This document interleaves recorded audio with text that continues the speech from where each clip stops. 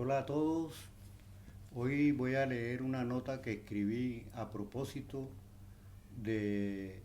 las derribaciones de estatuas por parte de algunos indígenas. Yo por supuesto acompaño esa idea por cuanto tiene de fondo, que es también una justificación histórica que se les reivindique a los indígenas unos derechos que se les han arrebatado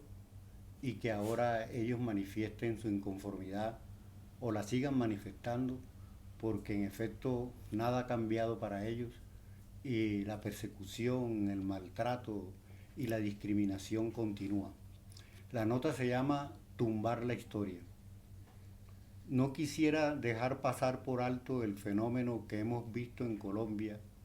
ahora en ocasión del paro nacional con respecto al derribamiento por parte de indígenas y protestantes de algunas estatuas de los conquistadores Sebastián de Belalcázar en Cali y Popayán y la de Gonzalo Jiménez de Quesada en Bogotá. Pretender tumbar la historia semeja una acción alucinada e inocente, si pensamos que uno no puede pasarse toda la vida peleándose con su pasado. Bajo tal entendimiento pareciera ilógico tumbar monumentos, pues estos se erigen estrictamente en honor a personas o hechos pasados memorables, es decir, dignos de no olvidar porque les debemos algún beneficio concreto o porque buenamente nos maravillaron, fundaron pueblos, dieron la vida por la patria, rompieron récords, subieron a la luna o salvaron gatos. Esos hechos ocurren de continuo y los héroes y los hazañosos nacen todos los días. De ahí que un nuevo récord Guinness, para dar un ejemplo fácil, nos haga olvidar los récords anteriores. Así, muchos de quienes derriban estatuas en el mundo entero lo hacen simplemente porque no reconocen ni de quién se trata el homenajeado, ni las razones por las que se les pretende inmortalizar, y especialmente porque no le ven el récord Guinness y no se lo hallan porque nuevos héroes y hazañosos les han sepultado con sus logros. De ahí que muchos jóvenes derriben monumentos aparentemente porque sí, pues les resultan ajenos o echados al olvido, es decir, porque ya tienen reemplazo para ellos. Bajo tales presupuestos lógicos es difícil pensar que la iconoclastia vaya a desaparecer, o al menos no la inventada por León III, que era una política religiosa de métodos violentos, sino aquella que va más lejos de lo sagrado e implica el desmonte de cuanto represente simbólicamente al oponente. Y no puede ser de otra manera, pues cada momento político de la historia trae consigo sus héroes y sus símbolos. Por eso las banderas deben izarse solamente en los momentos políticos que las concibieron,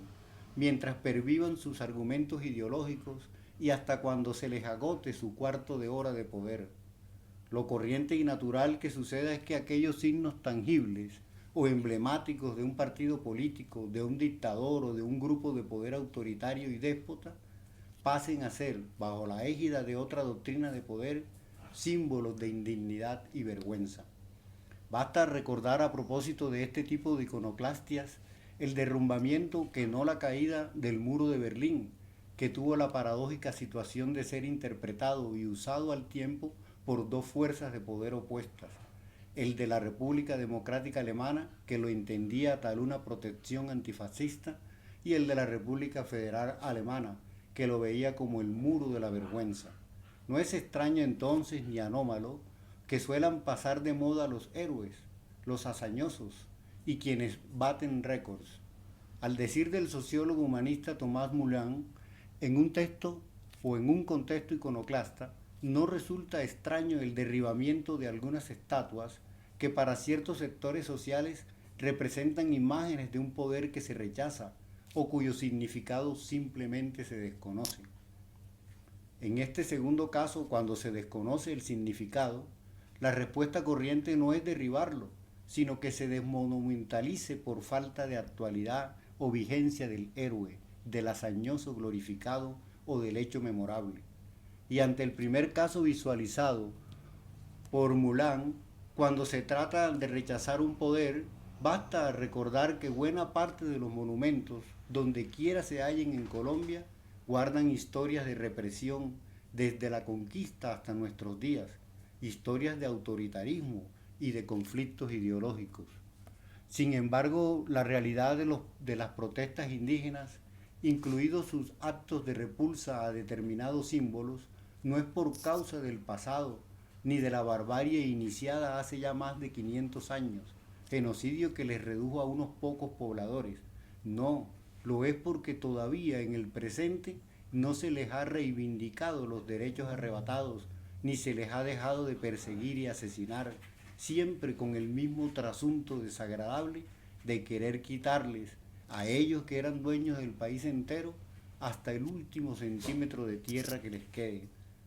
De hecho, desde entonces los indígenas no han dejado de reclamar sus derechos y todavía no conozco que hayan desistido alguna vez, pese a que aún 500 años después el mundo no alcanza a solidarizarse con ellos y colaborarles debidamente, coadyuvando a que se les restablezcan sus derechos ancestrales, derechos a sus territorios, a sus creencias y a sus costumbres. Tumbar estatuas siempre se ha visto mal porque como piezas historiográficas parecieran ser indispensables en el relato de toda historia. Sin embargo, cuando se les ha derribado no ha sido por ello, sino porque los gobiernos de turno les siguen exaltando precisamente en los aspectos negativos y les siguen exaltando casi que iconográficamente como quien adora a un santo. En la Roma antigua detestaban mucho a Nerón. Sin embargo, este mandó a construir una estatua a la que nombró el Coloso Romano, una estatua de él mismo. Esta estatua terminaría siendo un lugar de encuentro o algo así como un obligatorio cruce de caminos. Sin embargo, después de derrumbada, la gente no pudo dejar de recordarla con su nombre inaugural, y tan fuerte fue aquel recuerdo que aun cuando Flavio decidió poner en su lugar un inmenso circo con su nombre, Amphitheatrum Flavium, para que la gente se divirtiera y olvidara a Nerón,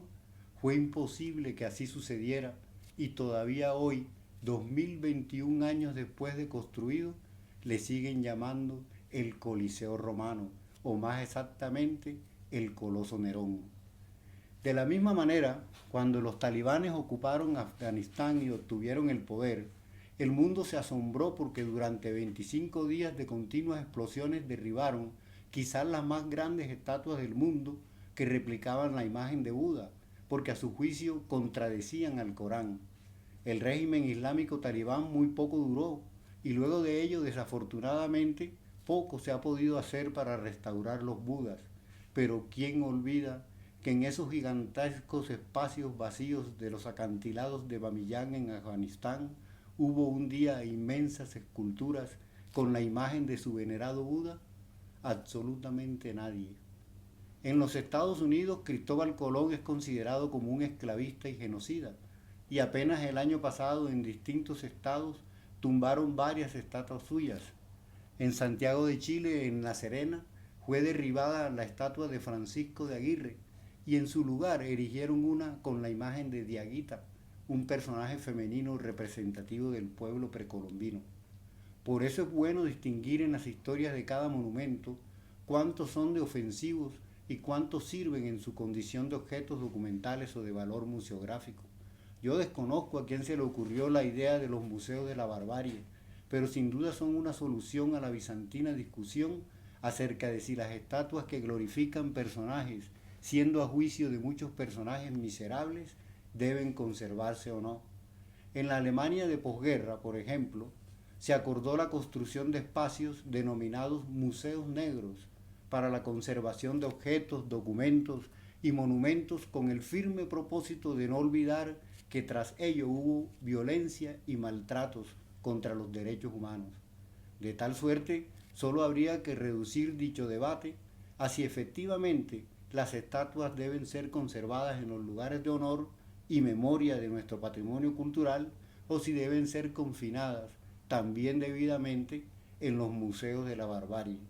los museos negros, para que no olvidemos nunca sus atrocidades y así fortalecer una cultura dada a la no repetición de los errores. Muchas gracias.